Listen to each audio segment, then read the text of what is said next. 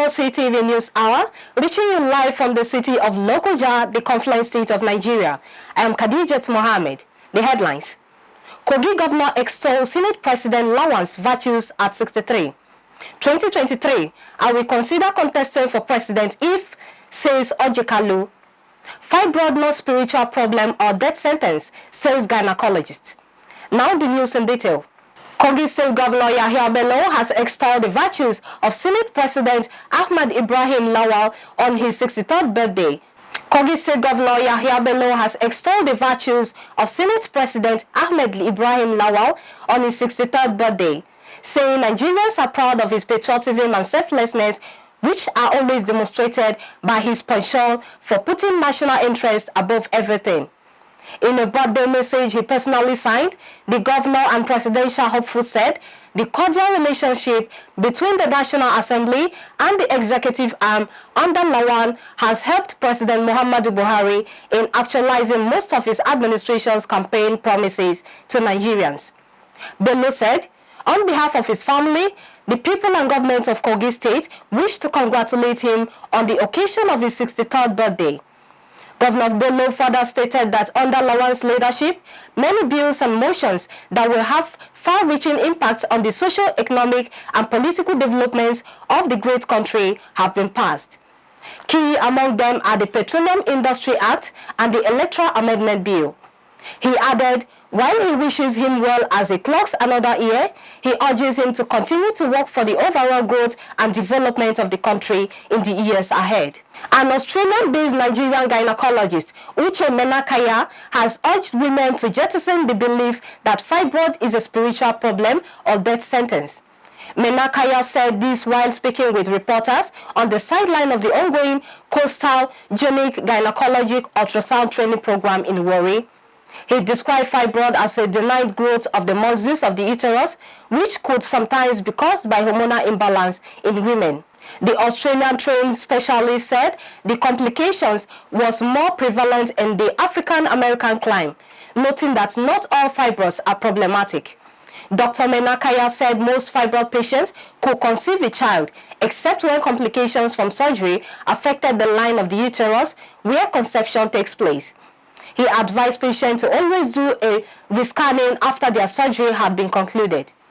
Speaking on the training program, Dr. Menakaya said the goal was to build the capacity of women's health specialists with the required skill to provide ultrasound services at the point of care for patients. He said before he moved to Australia, he was in Nigeria and had experience in Nigeria and out there. He knew what is lacking and what he can do to improve on it. One of the key advantages of the training is that patients will have less visits to doctors.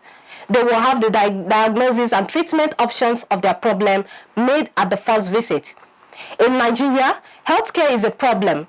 Therefore, reducing the frequency of their visit will also help to reduce the cost of the healthcare. To the patient's perspective, it is to their advantage and to the doctors. It will help them to streamline the workload as well as rather than bringing the patient back over and over again. Some of the participants commended the organizers and called for more training to move the nation's healthcare sector forward. Nurses in the employment of the Lagos State government have suspended their 3-day running strike after a meeting between the union's management and the Lagos State governor, Babajide Sanwo-Olu, on Sunday. Secretary Lagos Chapter of the National Association of Nigerian Nurses and Midwives, Toba Odumosu, in a statement said that the distress of nurses and midwives in Lagos State have been presented in an earlier notice of strike action, and Governor Sanwo-Olu's interventions on the union's demands urged them to hold an emergency congress. The meeting, which took place at the State House, Marina, was to address the grievances of the nursing workforce in the state. The Center for the Promotion of Private Enterprise, CPPE, an economic advocacy group, has identified Dangote Petroleum Refinery as one of the key expected drivers of growth that would impact positively on the downstream sector of the Nigeria economy in 2022.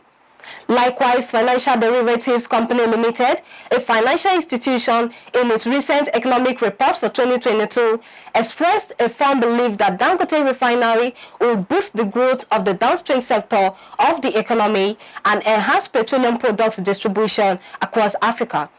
The managing director and CEO of Financial Derivatives Company, Bismarck Rewane, however, warned that the refinery, when operational, will not be a final solution to Nigeria's economic problem. The coming on-stream of Dangote Refinery will no doubt enhance product distribution across Africa. The managing director and CEO of Financial Derivatives Company, Bismarck Rewane, however, warned that the refinery, when operational, will not be a final solution to Nigeria's economic crisis. The coming on-stream of Dangote Refinery will no doubt enhance product distribution across Africa. Will Dangote Refinery solve Nigeria's problem? The answer is no, but the company is going to make Nigeria an exporter of refined petroleum products. In the Nigeria Economic Outlook for 2022 released by the CPPE, its Chief Executive Officer Muda Yusuf said activation of the Petroleum Industry Act in 2022 is expected to impact positively on the economic outlook. He said they expect that the average oil price in 2022 will exceed the budgeted benchmark of $62 per barrel, offering some fiscal headroom. This would be powered by higher energy demand driven by the recovery of economic activities globally. The economists noted that despite the downside risk, the economy would continue to present huge opportunities for investors across all sectors. This is on account of the resourcefulness of the Nigerian people, especially the entrepreneurs. Other inherent strengths of the Nigerian economy include the market size, the population, and the demographic characteristics. Former Governor of KANU State, Rabiu Kwankwaso, says he is considering succeeding the President Muhammadu Buhari in the next presidential election in 2023 on the platform of the People's Democratic Party. Recall that a former presidential spokesman, Doyin Okupe, had earlier in 2021 declared his ambition. While these men have yet to officially declare their presidential bid, other suspected aspirants in the PDP include former Vice President Atiku Abubakar, Governors Aminu Tambowal of Sokoto State and Bala Mohammed of Bauchi State, among others. Kwankwaso, while featuring on Sunday Politics, a current affairs program on Channels Television, dismissed the power rotation between the North and the South, as well as religious considerations for the President and the Vice President. Kwankwaso, while in the APC, was among the aspirants who contested against Buhari for the party's ticket in 2015 and 2019. When asked if he still had the ambition to become the President of Nigeria, he said the answer is right at the moment. I am making all the necessary consultations and contacts. We have friends all over the country. We are talking to each other, and I believe that we are almost there because this is 2022 and the election itself is coming in the first quarter of 2023. Ebonyi State Governor Dave Umahi said he has informed President Muhammadu Buhari of his ambition to contest the presidency on the platform of the ruling All Progressive Congress APC. Umahi's action came barely 24 hours after the national leader of the party, Asiwaju Bola Tinubu, took similar steps. The governor announced his latest move to the State House correspondent after a closed-door meeting with Buhari at the presidential villa, Abuja. When asked what his chances would be against the background that other big political figures had indicated their intentions to run for the same office, including Asiwaju Tinubu, the governor said God will be the decider of the outcome of the race. Umahi, who left the People's Democratic Party (PDP) for the APC, said he stands a chance if the APC throws the ticket open. He said if he gets the opportunity, his presidency will replicate his efforts in Ebonyi, saying that he has a lot to show in running governance as a business. The governor also said he spoke with the president about resolving the security crisis bugging the southeast region through political solutions. The essential new trend in governance across the globe in recent times is giving ample opportunity for young generation to participate in governance. More so, the recent passage of the Not Too Young to Run bill into law by the National Assembly and endorsed by President Muhammadu Buhari can only point to the fact that it is high time for the younger generation to take over the mantle of leadership of our own dear country, Nigeria. Expectedly, the coming 2023 presidential election is a great opportunity for the youths to take advantage of their voting strength to speak with one voice. Coupled with the fact that over 70% of Nigerian population consists of the youth who are the active drivers of the national economy and political arena.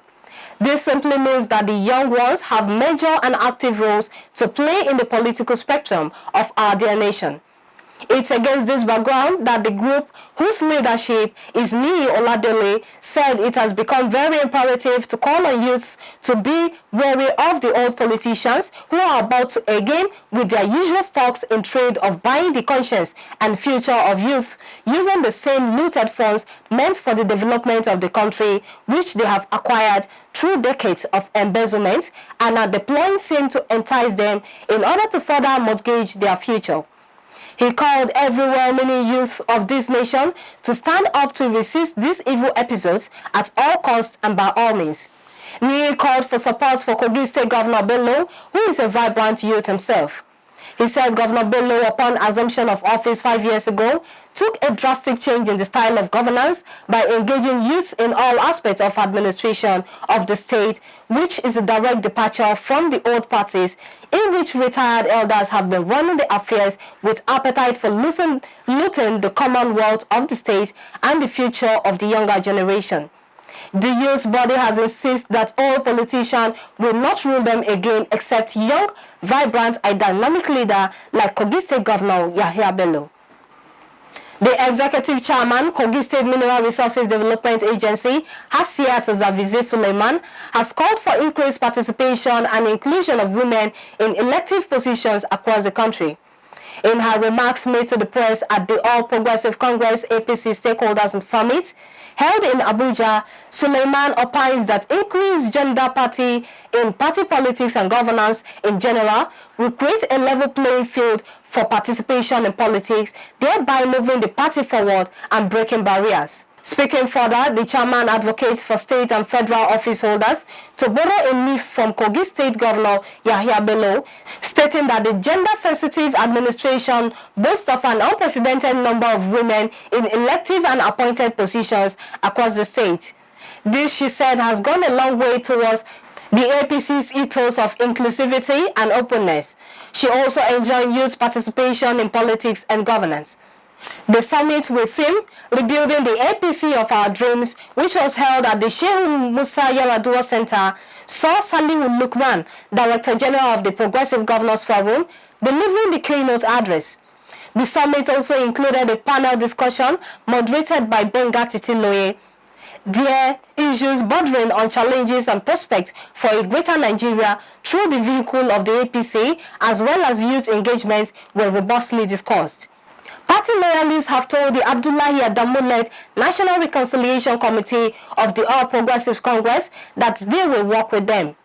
They told the committee when they arrived Kwara State, saying it has a mandate to listen to and reconcile all the sides in the family feud within the state chapter of the APC. Speaking during a courtesy visit to Governor Abdurrahman Abdurrazak, Adamu said it will meet first with the aggrieved members of the party and then listen to the party executives, stakeholders and elders led by the governor in order to strike a balance and reconcile them. He added that the committee will not accept any action or utterances that will deepen divisions or rubbish the APC-led administration in Kwara State.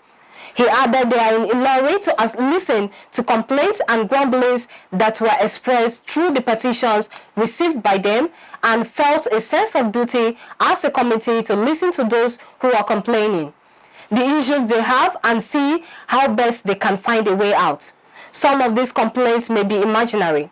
Some of them may just be perceptions, but they don't want to preempt what they mean until they listen to them. The governor received the team alongside Deputy Governor Kayode Alabi, Speaker Kwara State House of Assembly Salihu Yakubu Danladi, Umar Sadiq, and Lola Ashiru, Kwara South. House of Representatives members Rahim Olawiyu Ojulope, Ismail Tijani and Umar Bio, acting Kwara APC Caretaker Committee Chairman, Abdullahi Samari, Kwara APC Chairman-elect Prince Sunday Fabemi, Secretary-elect Mustafa Isowo, amongst others.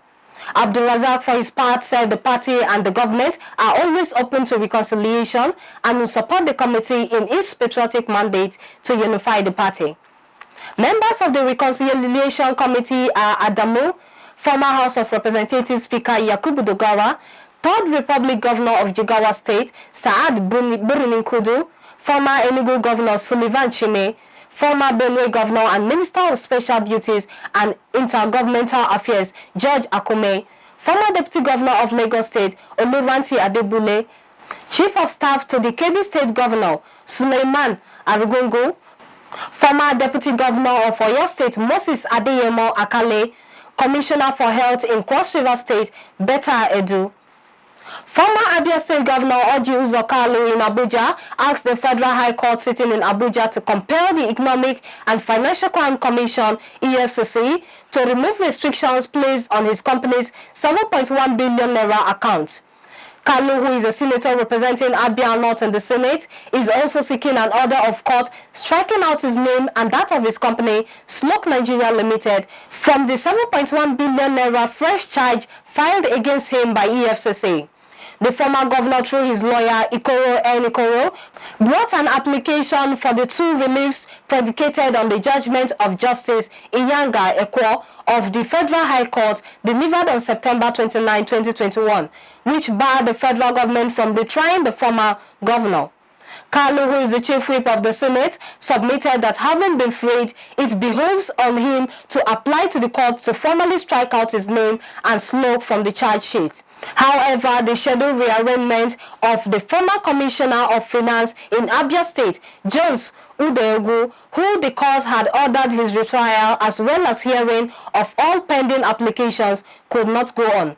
Sloke's counsel Chris Uche-San and KALU's lawyer had informed the court that the EFCC counsel Rotimi Jacob-San served his response to the application, which they served on him since October 2021, on Monday, January 10, 2022. True, though Ikoro and Uche expressed dismay over the way the EFCC lawyer decided to wait to serve his counter affidavit on Monday night, said they needed time to reply. In view of the reason, the trial judge Justice Iyang Ekwo addressed with the consensus of parties to March 10 for hearing of KALU and Sloke's applications as well as EFCC motion on notice seeking transfer of the matter to Lagos. Zamfara State Governor Bello Mohammed, Mon Matawalim Maradun, Baradin Hausa Shetima Sokoto has expressed the determination of his administration to make armed banditry, kidnapping and other criminalities a history in the state. The governor announced this while receiving the leadership of the Jamaatul Izalatul Bidia wa Iqamatul Sunnah, led by its national president, Sheikh Abdullahi Balalau, who paid him sympathy visit on the recent armed bandits attacks in Anka and Bukuyum local government areas of the state, where 58 people were recently killed. Governor Bello Matawale, who expressed delight with the sympathy visit by the Islamic organization, briefed the delegation on the ongoing efforts of his administration to end the menace of banditry and other criminal activities in the state. The governor, who visited the villages where the attacks occurred, assured the people of the state that his administration would train and arrest bandits behind these merciless killings of innocent people across the state. He explained that already the state government and security agencies have mapped out formidable plans to ensure the killers are detected and brought to book, as a pointer to stop the killing of innocent people in all parts of the state. Matawale urged Jibui's leadership to form a special Dawa committee that will go around the country to preach the importance of peace and tranquility and the dangers of killing innocent souls under the Islamic perspective. He said Zamfara state government will assist the Islamic organization with all the necessary support and logistics to enable them visit all nooks and crannies of the country to preach peace. The governor commended the federal government for its commitment in tackling the monster of terrorism and expressed concern against those condemning the administration of President Muhammadu Buhari in tackling insecurity in the country. A High Court sitting at number 1 Dogarawa Zaria, presided over by Justice Kabir Dabo, has remanded Abubakar Haliru in the Correctional Center for allegedly kidnapping his cousin. Prosecution counsel Tanko Mohammed told the court that the only first defendant, Abubakar Haliru, was in court while his accomplices Nuhu Ibrahim and Rashidu Ibrahim were at large. The counsel read the charge to the defendant, where he was allegedly accused of deceiving one Binta Mohammed on August 10, 2021 by asking her to accompany him to collect money from a friend at Damagaji, but instead the accused handed her over to kidnappers at Galadimawa village, saying the offense contravenes Section 246 of Penal Code Law of Kaduna State. However, the defendants pleaded not guilty to the charge and the prosecution counsel applied for a date to call witnesses. Mohammed said the investigation into the case have been completed and they were ready for trial, stressing that they have 4 witnesses to call. Counsel for the defendant Issa Shuaibu told the court that he had a pending bail application. The presiding judge, Justice Kabir Dabo, said the court cannot grant such application at this stage until after he assessed the trend of evidence and the trend of trial. He therefore granted an accelerated hearing of the case and adjourned the matter to January 24 and 25th for hearing. Dabo also directed officers of the Correctional Center to take the defendant to a health facility for better medical attention. We go on a short break. We'll be right back.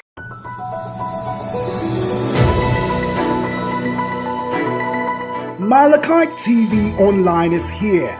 For your timely and reliable news that reaches you fast with the breaking news, choose Mlc TV. Get human interest stories right here on Mlc TV. With entertainment, sports, business, culture, tourism, and fashion news stories all featured on Mlc TV. Not forgetting political and current affairs news, state and federal government and people's matters will be discussed regularly on Mlc TV.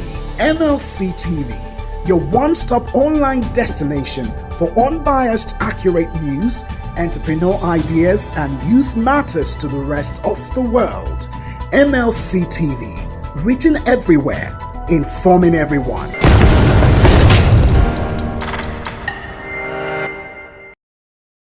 Welcome back. Unidentified gunmen suspected to be kidnappers reportedly abduct a former Speaker of the Imo State House of Assembly, Lawan Duruji.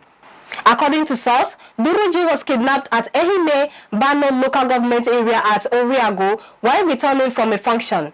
Also, a popular businessman in Owerri, Ezibe, was allegedly kidnapped. The business tycoon was abducted in the afternoon while on his way to watch a local football match.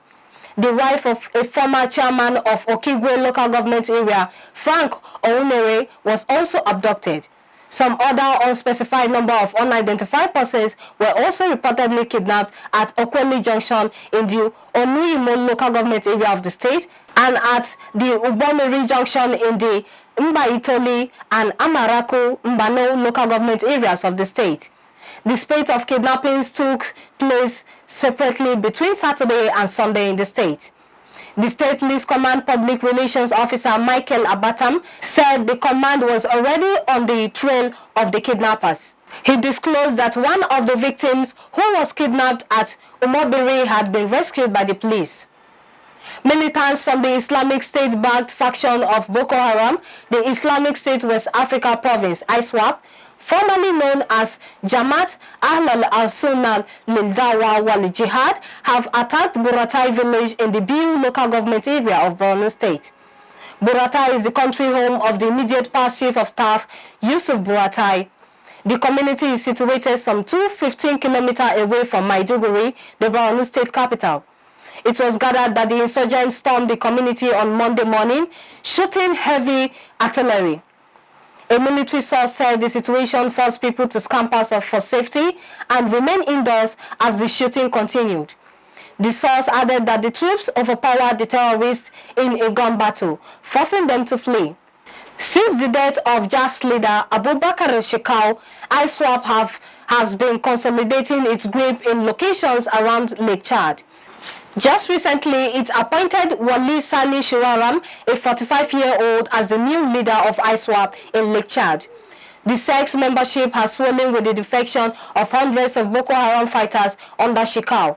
The terror group has caused over 100 deaths and displaced millions of people, mainly in Adamawa, Borno, and Yobe states. Now the foreign news. UN Secretary General Antonio Guterres on Monday formalized his prior announcement that Amina Mohammed of Nigeria will continue in her role as Deputy Secretary General during his second term for another 5 years. In delegating development coordination to Mohammed, the Secretary General set in motion the most ambitious reform in the history of the United Nations Development System. Guterres on June 18, 2021, took the oath of office for his second term, 5-year term as Secretary General of the UN, pledging as his priority to continue helping the world chart a course out of the COVID-19 pandemic. After he took his oath of office, Guterres announced that Mohammed will continue to serve with him for a second term that runs from January 2022 to December 2026. Mohammed's leadership helped advance the conceptual shift from the United Nations that member states called for in adopting the Sustainable Development Goals, SDG. Over the last 5 years, the UN Sustainable Development Group was strengthened to enhance global leadership and oversight for development, and the United Nations established a strengthened UN Resident Coordinator System as the foundation of a more effective development system. Guterres expressed his appreciation for the Deputy Secretary General's leadership of the UN Sustainable Development Group and her determination to reinforce collective results and maximize the impact of the UN development system on the ground. Prior to first assuming her role as Deputy Secretary General in January 2017, Mohammed served as Minister of Environment of the Federal Republic of Nigeria and Special Advisor to Secretary General Ban Ki-moon on post-2015 development planning. The United States Mint has started distributing quarters featuring the image of Maya Angelou, making the poet and activist the first black woman to appear on U.S. currency. The quarter features an image of Angelou with her arms uplifted, a bird in flight, and a rising sun behind her, with a portrait of George Washington on the head's side. The U.S. Mint said the image of Angelou was inspired by her poetry and symbolic of the way she lived. The poet and writer, who died in 2014, was the author of I Know Why the Caged Bird Sings, in which she wrote about the racial discrimination she experienced growing up. Maya Angelou, the author of 36 books and the recipient of more than 20 honorary degrees, wrote her poem on the pulse of the morning at Bill Clinton's 1992 inauguration and was awarded the Presidential Medal of Freedom by Barack Obama in 2010. The coins depicting Angelou were part of the American Women Quarters program, celebrating prominent women in United States history. The bill was put forward by Democrat Congresswoman Barbara Lee. Let us join Jonah Malik on Sports Update. Stay with us.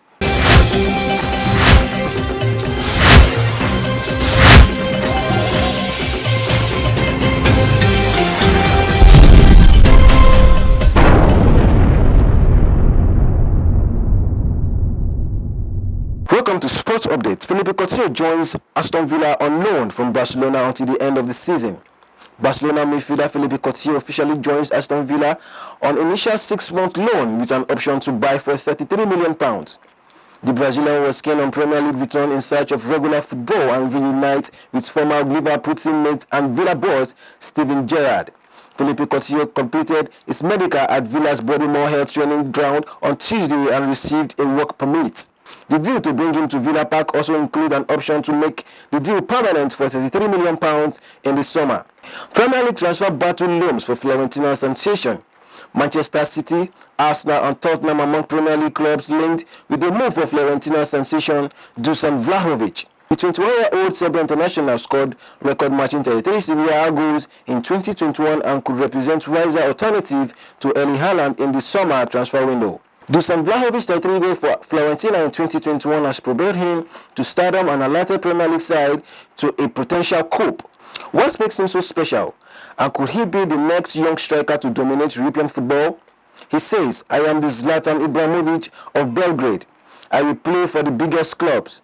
Valery Bodinov was leading the line for Partizan as he witnessed a promptly 15-year-old became the club's youngest ever player, goal scorer and debutant in Belgrade. Eternal debut against Red Star. And that's Sports Update on Mlc TV. I am Mlc Tv.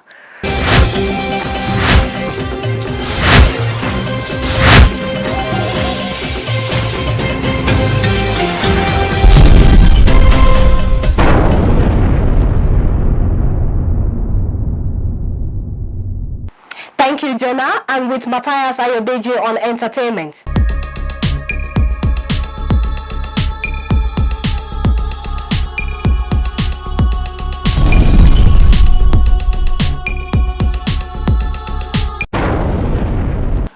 On foreign entertainment news today, American singer Trey Songz has been accused of sexual assault by basketballer Dylan Gonzalez. The former University of Nevada basketball star took to her Instagram page on Tuesday, January 11, 2022, where she revealed that Trey Songz raped her and caused her unbearable PTSD. With what seems like endlessly recurring news of the alleged sexual assault committed by Trey Songz, I am forced to repeatedly relive in my mind and suffer anew the long-suppressed horror and unbearable PTSD of my rape by his very hands at a well-known Las Vegas hotel, she wrote. Gonzalez also encouraged victims of sexual abuse to come forward. Suppression of our voices only emboldens our oppressors, and you cannot heal what you do not reveal, she wrote. The music star, however, denied the allegation. Trey and his team are confident in the legal process and that there will be an abundance of exonerating information to come over the next few weeks, his rep told TMZ. Still on entertainment news from Africa, Nigerian choreographer Kafaya Chafao, popularly known as Kafi, has disclosed how grateful she is over the failure of her marriage. The popular celebrity dancer instructor made this known via her Instagram stories on Wednesday, January 12, 2022. Those who know me know that I am more than a dancer. I explore my full humanity through dance. I am an advocate for human excellence and advocacy and productivity, she wrote. My marriage failed for so many reasons, and I am grateful it failed because I was blind and now I see. Follow me and I go show you waiting I see, so you won't fall like me, and if you do, you shall rise. I am Kafi. Kafi announced via a podcast earlier in January that I'm married to Joseph Ame at Crash. There had been reports in 2021 that the dancers married to Ame had failed. Kafi and Ame got married in 2012. They had 2 children together. And that is all our entertainment news today. My name is Matthias Ayodeji Peter, reporting for Mlc TV. Back to our caster for more stories.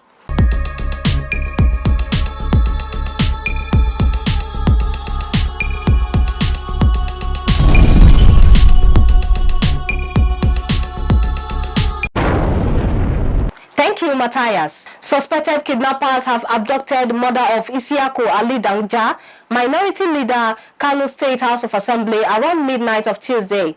Sources said the assailants entered Hajia Zainab's house in Gezawa local government area around 1 p.m. armed, forcing her out of her room and taking away. The lawmaker Isiaku Ali Danja confirmed the abduction to journalists, noting that the abductors are yet to establish communication with the family. A former governor of Oyo State, Otumba Adebayo Alao Akala, has been reported dead in the early hours of Wednesday in Obomosho. He was also a deputy governor under former governor Rashidi Ladoja between 2003 and 2006, when Chief Ladoja was impeached and consequently became the acting governor for 11 months. Born on June 3, 1950 at Obomosho in the Obomosho North local government area of Oyo State, Alao Akala had his elementary school at Osupa Baptist Day School, Obomosho, before proceeding to Kamina Barracks Middle School, 5th Battalion of Infantry in Tamale, Ghana. We promise to bring you more of information if made available to journalists related to his demise. May his soul rest in peace. Governor Yahya Bello of Kogi State has expressed shock over the death of a former Nigerian president, Anas Shonekon, saying that Nigeria has lost a true nationalist and political colossus. Bello expressed his condolences in a statement by his chief press secretary, Onogo Mohammed, in Lokoja, describing Shonekon as a true statesman and one of the leading forces in the restoration of peace and unity in the country. Bello said that Shonikon will be missed greatly by Nigerians. Bello condoled with the family and relations of the late elder statesman, the people of Ebaland, and the government and people of Ogun State. The governor prayed God to grant eternal rest to the departed elder statesman. Shonikon, a lawyer and businessman, served as interim head of state of Nigeria between August 26 and November 17, 1993. He died on Tuesday in Lagos. He was 85 years. Kogi State Governor Yahya Bello has sent condolences to the government and people of Oyo State over the demise of her former governor, Otumba Christopher Alao Akala, who passed on in the early hours of Wednesday. Alao Akala, who won the gubernatorial election in 2007 and served until 2011, died at age 71. The elder statesman reportedly died in his home country in Obomosho after battling an undisclosed ailment. However, Governor Bello, in a statement issued by his chief press secretary, Mohammed Onogo, said, "The death of the former governor is a great loss to the state owing to his contribution to governance.